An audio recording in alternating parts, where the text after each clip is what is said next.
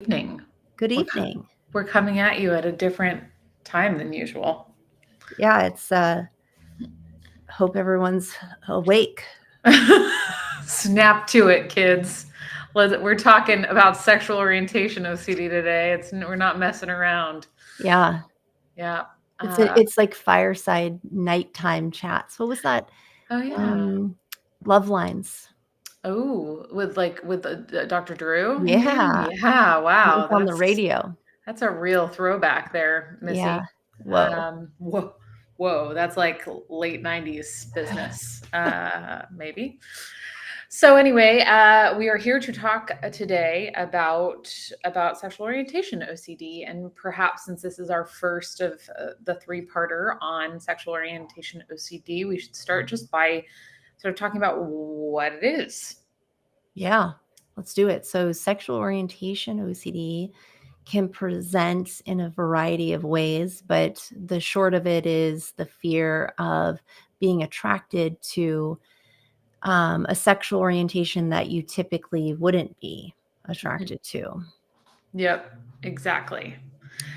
In fact, one of the things that I was talking to, I think, a client about this recently, is that sometimes we think of it as like a indicative of sexual obsessions. Of course, it is, because it's in the realm of like Sexuality. talking about sexuality.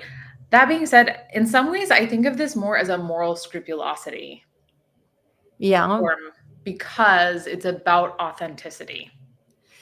it is. It's funny because I look at it sometimes as Ooh, existential, I can see that. Yep. because Yeah. it's like this identity crisis. And am I really who I think I am? Living my It's like best life kind of living my thing. best life, and Yep. the moral stuff I can totally see as well, because it bleeds into like, am I being a good person to other people? Am I Yes. lying to them? Right. What if I'm lying to my partner? Mhm. Tends to, as we've talked about before, it tends to overlap quite a bit with relationship OCD, which is why we kind of decided to talk about this today, because we just came off of talking about relationship OCD. But it's funny. I think what you were saying is so spot on as well. Like, we could look at it through the lens of existential OCD. We could look at it through the lens of moral scrupulosity OCD. And what that really tells us is that there's so much overlap that, Yeah, I don't it's know that like, it's particularly pertinent either way.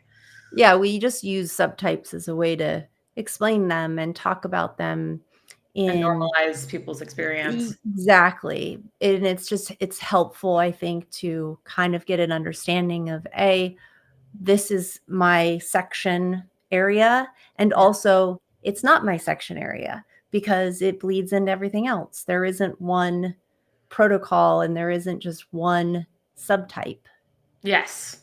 But OCD is OCD. That's OCD it. is OCD is OCD. I will say that it can be helpful because historically, and part of this was that it was called HOCD for a long time, because it was what people were talking about specifically were heterosexual individuals with intrusive thoughts that they might be homosexual. Mhm. And I think that understandably that was, it cut out a huge portion of people who are impacted by this, which, A lot. LGBT.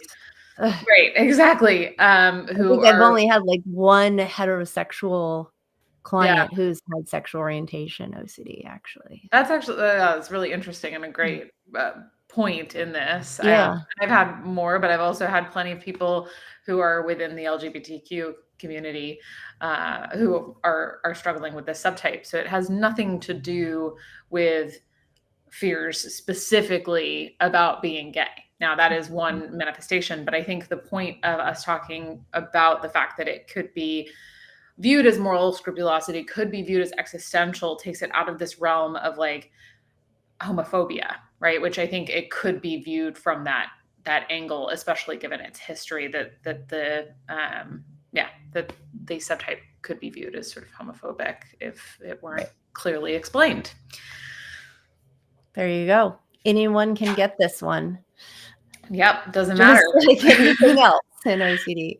Yeah. In fact, so have you seen, so I've seen iterations on I think all ends. So like people who identify as straight, who are afraid that they might secretly be gay or bi, Mhm. people who are gay, who are afraid that they might secretly be bi or straight, and then people who are bi, who are afraid that they're one or the other and that they haven't necessarily landed and aren't being Right. authentic that way.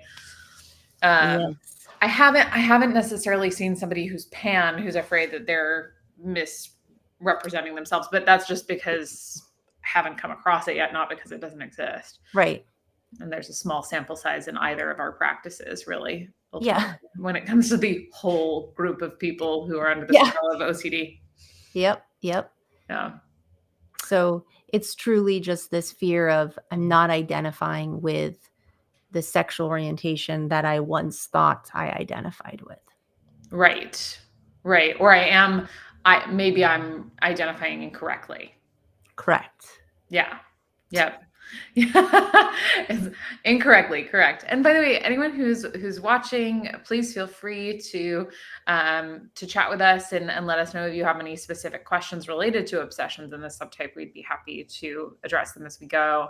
Um, so what like obviously there's this is the sort of central fear we're talking about, is that I'm being inauthentic in the way I'm representing myself. I'm not really straight. I'm not really gay. I'm not really bi, whatever. What specific obsessions do you see though, like just in day-to-day life, do you see coming up for people with this subtype? Yeah. So the what ifs are, I mean, we've gone over them, but um gosh, they could be Well, what if, sorry, were yeah, you gonna it's say something? okay. I No. was just gonna say, like, what if, or like, what if my groin moving just then means that I'm Right. inauthentically identified? Right. What do you think? In I thought inauthentically is a really big word. Um Identifying inauthentically is a yeah, really big phrase. it Yes, I is. It agree. is. It's late and you're already throwing some big words at me, Lauren. We've talked about this. Well, is there a less, like, I No, don't no, know, that's perfect. I'm jargon? totally No, but I actually think it's a really jargony way to say something. I'm sure there's a more simplistic way of referring to this concept. It's not like, no, I don't think so. It's a I think you nailed it. Um, but going back to that is like, yeah, what if my groin moved? Does that mean that? Or like if somebody's and again, to be careful here is that it can spin into the relationship OCD stuff. It's like if I'm not sexually attracted or aroused during intercourse, or if I'm not sexually aroused by looking at my partner, mhm. then that can sometimes lead to, am I in the right relationship? But it can also start with this idea of like, well, maybe it's just not the person. Maybe it's actually just I'm with the wrong sexual orientation. Right. I'm with a person of the wrong gender, and Yeah. yeah, yeah. Maybe I'm just really into dudes. Right. Or whatever. And Right. then by virtue of the fact that if your partner isn't of that gender, that you're going to be Right. like, well, see, maybe it is the wrong relationship, and because I'm not attracted to this gender. Yeah. Yep. Mhm. Tends to go, yeah, hand in hand a lot of the time. Hmm. Um and what other, I guess, like, if we talk about sort of triggers to some extent, like what snags you in this subtype, it's like oftentimes, you know being aware of sensations in your groin, like we've been talking about. um but maybe you're just watching a television show and you see a character who's either gay or straight or bi or whatever, and you think, ooh, but what, like, I relate to that character. So what does that mean? Does that Yeah. mean What that does maybe that mean? what, I mean, that's a great question that Or OCD like, likes to pose all the time. Like, what what does and that why? mean? Why would you do that? It Why must would mean you? something.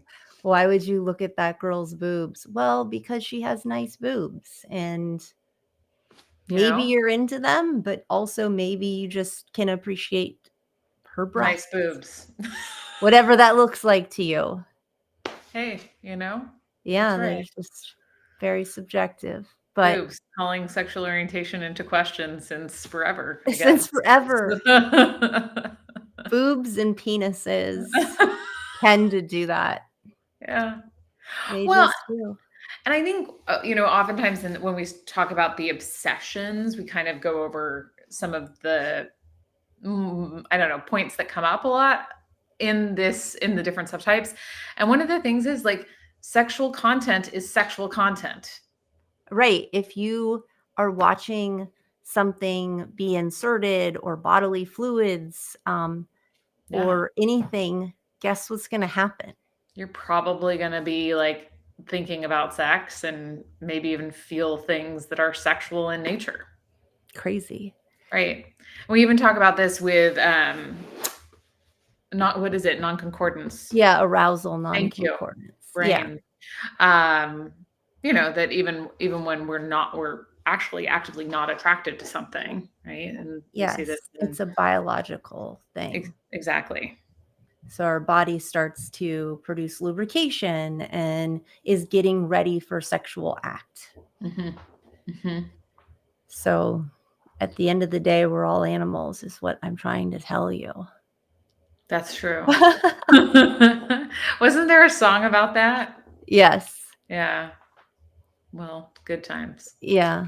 It's around the Love Line era. Yeah, it was all in that sort of, was it Offspring? No, I'm going too far. I'm overreaching. Come back. No, it wasn't Offspring, but it was something kind of like that. Yeah. Anyways, Anyway, the the point, Walter. the point, Walter, is that yeah, there's a thing called arousal non-concordance. So it's like you're not actually attracted or into something. Like, they talk about this in terms of rape. Like if Yeah, somebody is getting raped, their body will respond like accordingly in order to, it's like saying we're having sex. It's yeah. sending feedback. It's like, okay, your body needs to do this. Which can be really upsetting for somebody who is raped who ends up orgasming during rape because there's this um, lack of clarity as to like, well, was I enjoying that? And maybe right, like, and that tends Yeah. to create actually doubt in a survivor's mind, which is really, Yes. That's exact. And that's it, is like it's a trauma. And in a lot of ways, OCD traumatizes us too. I'm not saying that's the same trauma, but I do think it is interesting that sometimes people will report when they're having sex and they're very anxious and they're um, really like focused on their obsession, that it feels like this is against their will in a way. mhm, mhm. Yeah, yeah, absolutely. Like these, and it is, right? As we've talked about Right. so many times, these images flash into your mind, and the problem, of course, is that then we tend to get concerned that those images that popped in inadvertently are somehow our fault, or that we're somehow responsible for them, and then we try to figure it out, which is where everything becomes so problematic. But Yeah. And then there's lots of avoidance and right. yeah, yeah. But the images are, and thoughts, they just sort of pop in. They don't ask for our permission. They're not interested in that. Yeah. Lots of intrusive images, thoughts, Hmm. feelings, sensations, groinal response. What's another intrusive thought variation here? Well, it can be like, I I can appreciate. Well, you kind of already spoke to this. Like, I can see that somebody is attractive. So does that mean that I'm attracted to them? Right. I mean, you were bringing that up in the case of like a sexualized body part, like breasts, but like it doesn't have to be that. You could be like, wow, that, I happen to identify as straight, right? So if I were to say, oh wow, that person has a really nice chest, right? Like, well done them, or they have a really nice butt. This woman, right? Like this female identifying person, and then went, oh my gosh, well, what does that mean about me that I had that thought? That would be an example as well. Yeah. Yep. There it is. Yeah. There it is. Yeah. Boobs, butts, penises. Wow. I feel like we're in a Bob's Burgers episode. We really are. Butts. Yeah. Butts. Yeah. If anyone hasn't watched Bob's Burgers, that's a Kelley Franke favorite. Yeah. It's a good one. It's a good show. Yeah. But yeah, I mean, I think what else trigger wise?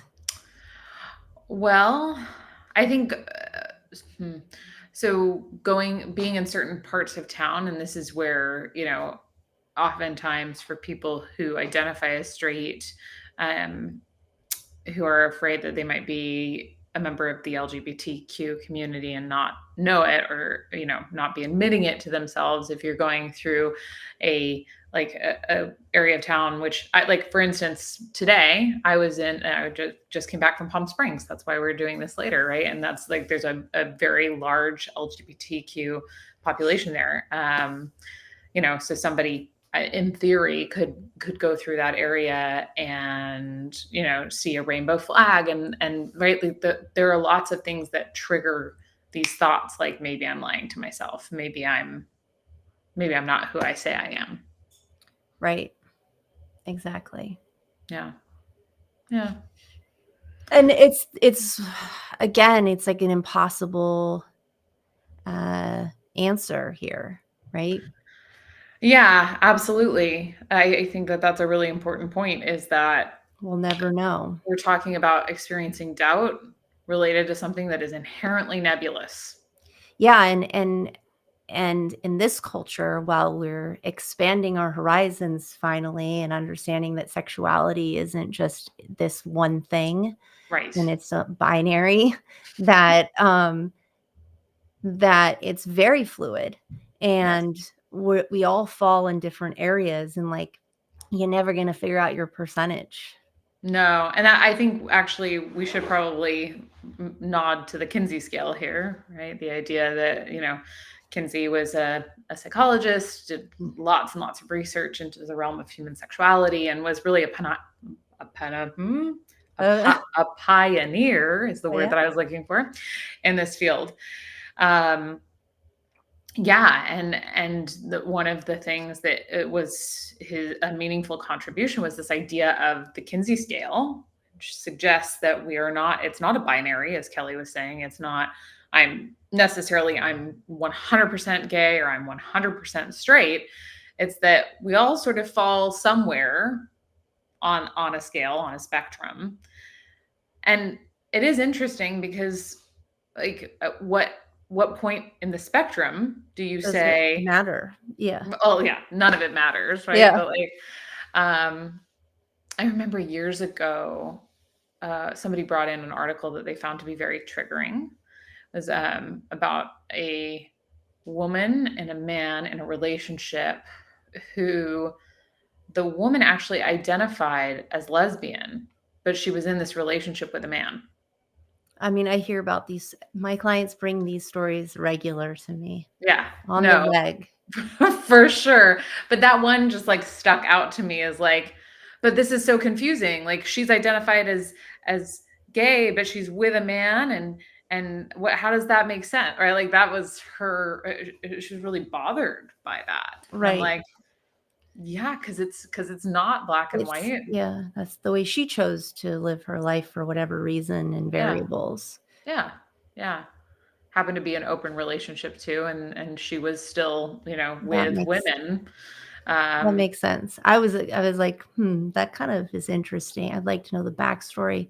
Yeah. There's lots of backstories, and people will read articles like this, or they'll read something where it's like, oh, I always knew, or I didn't know, and then I woke up one day and was like, oh, I'm into dudes now, and not women anymore. And it's like, yeah, but we don't know the whole story. You don't. And people say like, I just knew. It's like, Okay, well, do they have an anxiety disorder? Because I'll tell you what, um, And does anyone ever just know? We yeah, make our they we don't. no, we make our good enough guesses. Like, well, this seems to be That's what what's it working is. for me today. It's good enough for them, but for somebody with OCD, it's like, no, it's gotta be on the nose. It's got to be 100% or And they nothing. think that's true for everybody. When they say that, they're like, "Oh, they know what that feels like." And I don't know. I'm gonna get to that feeling of knowing for certain. If I And just keep digging. yeah, I'll be like that person, the orange is new black. Like, she knew. Right. Well, Okay. but here's the thing that gets me about this. It's the same thing that comes up in relationship OCD, and it is, well, but what if I one day it just like I realize it? Well, the whole point of that is that you're being blindsided, right? Like that it's like, oh, well, it hits you like, oh no, this is clearly not what I want to be doing. Um, so this idea that like you're going to gradually recognize, or like that if you just stare at it long enough, you can preempt being surprised, right? It's like, no, it's like, It's like preempting death. You can't, like, stare at it long enough right. and be like, "Oh, is it gonna be today in the tarot cards?" Like, Right. But people try to figure that out. I think it's a lot more clear with psychosis, right? Like people who have fears of psychosis will be like, well, what if I just have a psychotic break and all of a sudden I start experiencing hallucinations and delusions and all of these things? And it's like, well, then it'll be like, it'll happen then. then it'll happen. But like, you can't know it in advance. That's the problem. And it's like trying to read every little sin. Hmm? Why can't I say words It's today? late. It is late. But yeah, like why? What's the no, I lost it. Okay, that's alright. Yeah, they're trying to get the answer that, and they're so, it's like staring at a number, like the number 6, right? It's 6:29, 6:30, and Mm, you're just staring at the 6, and then, is that really a 6? Or like looking at a lock. It's like, is that really locked? Did I yeah, hear it lock? Am I sure I saw it lock? I right. don't know if I did. Let me do it again. Oh, Yes, I don't know, because it didn't feel it that time. So right. that's no different than somebody who's trying to check their sexual orientation. It's like, but do I remember feeling like that in the past? Do I feel Right. that right now? And then we're comparing. It's so, you're in it. Yeah. And You're waiting for that click. It's the same thing that you're they, to your point, what you're waiting for when you're trying to lock the door over and over again. It's not like I hear a click, but this sense, this shift internally that to this place of confidence of this yeah, is yes, I believe this. My feelings are on board. yeah. And unfortunately, the way that through this is, and building confidence, is actually turning your back on that, Yeah. turning your back on the desire for it to get that click and Yeah. to know for certain. And that's scary. It's so scary. It is really And scary. this kind of stuff impacts like huge decisions. People saying like, oh, like this is going to determine my life partner, whether I have children or not, whether I buy a house or not. Like, this impacts a lot. It does. It does.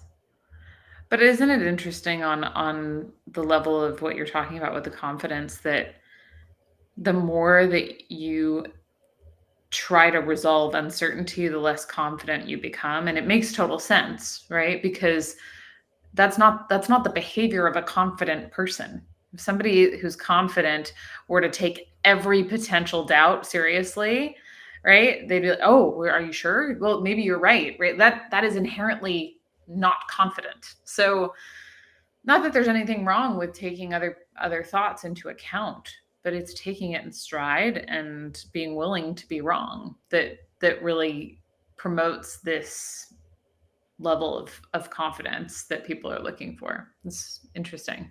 Yeah, definitely. Well, any other ending thoughts here on the question of obsessions in sexual orientation OCD? I think we covered it. Yeah, I think so. So But next yeah. time we can talk a little bit more about compulsions and Yeah. what those look like. I think are we scheduled to meet next week and then not again until the new year, or am I missing that? Nope, not next week. It's the following, the 18th. The 18th. Yep. Bam. December 18th, and then it's straight on through to 2024. Whoa. It's like we're living in a futuristic Dystopia. not quite, but we're getting there. Give it a couple years. No, I'm just kidding. Yeah, for sure. Easy. All right. Well, thanks for joining us, you guys. We'll look forward to seeing you next time. And yeah, have a great couple of weeks. Yeah. Take care. Thanks.